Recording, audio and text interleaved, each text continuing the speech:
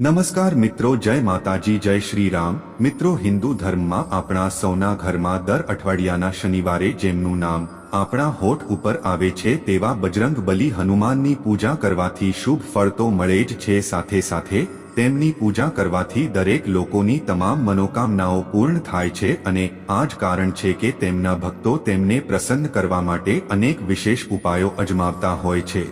એવું માનવામાં આવે છે કે જે કોઈ ભગવાન હનુમાનની પૂજા કરે છે તે સમૃદ્ધિ, ધન અને સકારાત્મક ઉર્જાથી ભરપૂર બને છે। એવી માન્યતા છે કે હનુમાન ચાલીસાના નિયમિત પાઠ કરવાથી ભગવાન પ્રસન્ન થાય છે અને તમામ મુશ્કેલીઓમાંથી આપણને મુક્તિ આપે છે। તેથી મિત્રો, હનુમાન ચાલીસાનો પાઠ કરતી વખતે ભૂલથી પણ કોઈએ આ 7 ભૂલો ક્યારેય ના કરવી જોઈએ, નહીં તો તમારે ખરાબ પરિણામ ભોગવવા પડી શકે છે। મિત્રો, મોટા ભાગના ભક્ત લોકો બજરંગબલીને પ્રસન્ન કરવા માટે હનુમાન ચાલીસાનો પાઠ કરે છે। ખાસ કરીને મંગળવારે હનુમાન ચાલીસાનો પાઠ કરવાથી ઈચ્છિત પરિણામ મળે છે। મિત્રો, હનુમાન ચાલીસા માટે કોઈ ખાસ નિયમની આવશ્યકતા નથી હોતી, પરંતુ કેટલીક નાની નાની વાતોનું ધ્યાન રાખવું જરૂરી હોય છે। મિત્રો, હનુમાન ચાલીસામાં લગભગ 40 ચોપાઈ હોય છે। એવું માનવામાં આવે છે કે જો કોઈ વ્યક્તિ હનુમાન ચાલીસાનો પાઠ કરતી વખતે તમામ નિયમોનું પાલન નહીં કરે તો તેને કરેલ સમગ્ર પૂજાનું ફળ પ્રાપ્ત થતું નથી કે તમે પરિણામ પ્રાપ્ત કરી શકતા નથી। તો ચાલો જાણીએ કે હનુમાન ચાલીસાનો પાઠ કરતી વખતે કઈ કઈ ભૂલો ટાળવી જોઈએ। પરંતુ તે પહેલા જો તમે પણ ઈચ્છો છો કે બજરંગબલીના આશીર્વાદ તમારા પર રહે તો આ વિડીયો લાઈક કરી અને ચેનલને સબસ્ક્રાઇબ કરીને કોમેન્ટ બોક્સમાં જય શ્રી રામ, જય બજરંગબલી અવશ્ય લખજો। નંબર 1, કોઈ પણ મધ્ય ચાલીસાથી પાઠ શરૂ કરવો। જ્યોતિષીયમાં યતાઓ અનુસાર જ્યારે કોઈ વ્યક્તિ યોગ્ય રીતે હનુમાન ચાલીસાનો પાઠ કરે છે ત્યારે તેને ઘણો ફાયદો થાય છે। જ્યારે તમારે ક્યારેય પણ મધ્ય ચાલીસાથી ચાલીસાનો પાઠ શરૂ કરવો જોઈએ નહીં। જો તમે હનુમાન ચાલીસા વાંચવા જઈ રહ્યા છો, આ બધું એકસાથે ક્રમિક રીતે વાંચો, તો તમારે તે સ્થાનેથી જ ઉઠવું જોઈએ। કોઈ પણ મધ્ય અધ્યાયથી ક્યારેય પાઠ કરવાનું શરૂ કરશો નહીં। જો તમે કોઈ પાઠ કરતા હોવ તો સાચા હૃદયથી કરો। નંબર 2, સ્વચ્છ શરીર અને મનથી પાઠ કરવો જોઈએ। એવું માનવામાં આવે છે કે જો તમે હનુમાન ચાલીસાનો પાઠ ઘરમાં કરો છો તો હંમેશા શુદ્ધ તન અને મનથી મંદિરમાં દીવો પ્રગટાવીને હનુમાનજીનું ધ્યાન કરતા જ પાઠ કરવો જોઈએ। નંબર 3, તામસિક ભોજન અને દારૂનું સેવન। જો તમે હનુમાન ચાલીસાનો પાઠ કરો છો તો ખાતરી કરો કે તમારે ભૂલથી પણ તામસિક ભોજન કે દારૂનું સેવન ન કરવું જોઈએ।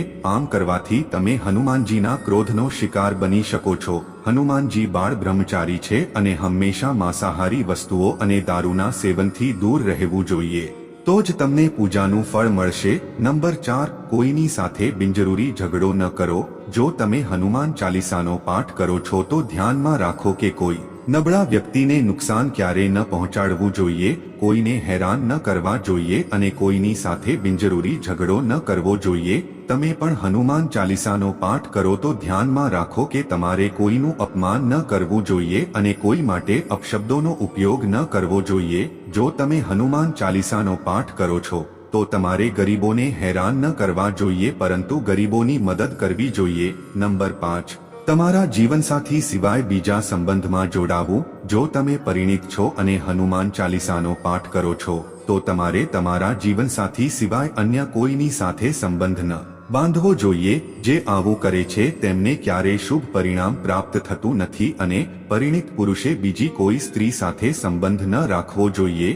જો કોઈ સ્ત્રી પણ નિયમિત રીતે હનુમાન ચાલીસાનો પાઠ કરે છે તો સ્ત્રીએ પણ પોતાના પતિ સિવાય અન્ય કોઈ પુરુષ સાથે સંબંધ ન રાખવો જોઈએ। મિત્રો, જો કોઈ વ્યક્તિ પરિણીત નથી તો પછી તેણે બીજી સ્ત્રીથી દૂર રહેવું જોઈએ। તેમજ જે કોઈ વ્યક્તિ હનુમાન ચાલીસાનો પાઠ કરે છે તો તેણે આ વાતનું ચોક્કસ ધ્યાન રાખવું જોઈએ। નંબર 6, તમારે ગરીબો અને પશુઓને પરેશાન ન કરવા જોઈએ।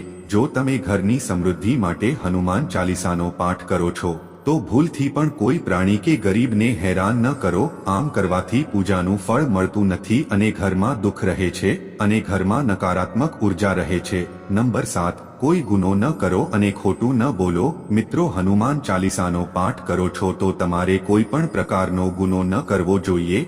તમારે કોઈની સાથે છેતરપિંડી ન કરવી જોઈએ, તમારે આવું કરવાથી બચવું જોઈએ અને જૂઠું ન બોલવું જોઈએ.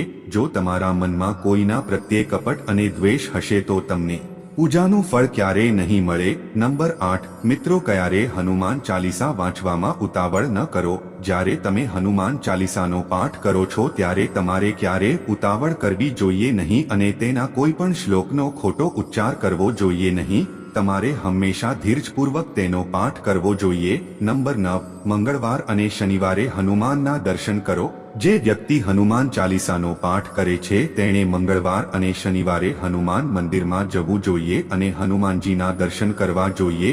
મંગળવાર કે શનિવારે હનુમાન મંદિરમાં જઈને તેમની સામે ઘી ચઢાવો. ત્યાં બેસીને હનુમાન ચાલીસાનો પાઠ કરવાથી મોટામાં મોટી પરેશાનીઓ પણ દૂર થઈ શકે છે. નંબર 10 ક્યારે ખોટી વ્યક્તિની સાથે ન રહો. હનુમાન ચાલીસા વાંચો છતાં પણ તમે ખોટા લોકોના સંગતમાં બેસો છો. જો તમે તેમના ખોટા કામમાં તેમનો સાથ આપો છો તો તમારું પતન નિશ્ચિત છે. તેથી આવા લોકોથી દૂર રહો. નંબર 11 જ્યોતિષ શાસ્ત્ર અનુસાર મંગળવારના દિવસે 3 વખત પાઠ કરવો ખૂબ જ શુભ માનવામાં આવે છે. જ્યારે તમે પાઠ કરો ત્યારે સૌપ્રથમ એક વાસણમાં પાણી ભરીને રાખો. ત્યારબાદ જ્યારે હનુમાન ચાલીસાનો પાઠ પૂરો થઈ જાય ત્યારે તે પાણીનું સેવન કરો. તેનાથી તમને ફાયદો તો થશે જ પરંતુ હનુમાનજી પણ તમારા પર પોતાના આશીર્વાદ વરસાવશે. નંબર 12 સૂતક કાળ પરિવારમાં જ્યારે કોઈ વ્યક્તિનું મૃત્યુ થાય છે ત્યારે ત્યાં સૂતક કાળ માન્ય રહે છે. જ્યાં સુધી આ સૂતક સમયગાળો ચાલે ત્યાં સુધી આપણે હનુમાન સહિત અન્ય કોઈ દેવી દેવતાની પૂજા ન કરવી જોઈએ. આ સમય દરમિયાન મંદિરમાં પણ પ્રવેશ કરવો નહીં. નંબર 13 રામનું નામ લીધા વિના શરૂઆત ન કરો. દરેક વ્યક્તિ જાણે છે કે હનુમાન રામજીના પરમ ઉપાસક છે. તમે ભક્ત હોવાથી ભગવાન રામનું નામ લીધા વિના હનુમાન ચાલીસાનો પ્રારંભ કરશો નહીં તો તમે તેના પરિણામોથી વંચિત રહી જશો. નંબર 4 તમારા શરીર અને મનને સ્વચ્છ રાખો. હનુમાનજી અને તેમના પ્રિય શ્રી રામનું ચિત્ર સ્થાપિત કરો. આ પછી તેમની સામે પાણીથી ભરેલો પત્ર રાખો. ઘરમાં હનુમાન ચાલીસાનો પાઠ કરતી વખતે ઓછામાં ઓછા 3 વખતથી 108 વાર ચાલીસાનો પાઠ કરો. શરીર અને મન બંનેને સ્વચ્છ રાખવું ખૂબ જ જરૂરી છે. નંબર 15 મિત્રો, હનુમાન ચાલીસાનો પાઠ કરતી વખતે મનમાં અયોગ્ય વિચારો ન લાવશો. મનમાં કોઈ અયોગ્ય વિચારો આવવા જોઈએ નહીં. દરરોજ ચાલીસાના પાઠનો સમય એકસરખો રાખવાનો પ્રયાસ કરો. ખાસ સંજોગોમાં અને મુસાફરી કરતી વખતે અને સુવાના સમયે તમે હનુમાન ચાલીસાનો પાઠ કરી શકો છો.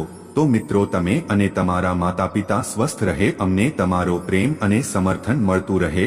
તેમજ જો મિત્રો આ વિડીયો તમને ગમ્યો હોય તો ચોક્કસ તમારા કુળદેવીનું નામ કોમેન્ટમાં લખી અમારી આ ચેનલને લાઈક, શેર, સબસ્ક્રાઇબ કરવા વિનંતી. અને મિત્રો, આ વિડીયોની માહિતી તમારા બીજા સ્નેહી મિત્રોને પણ શેર કરવા વિનંતી.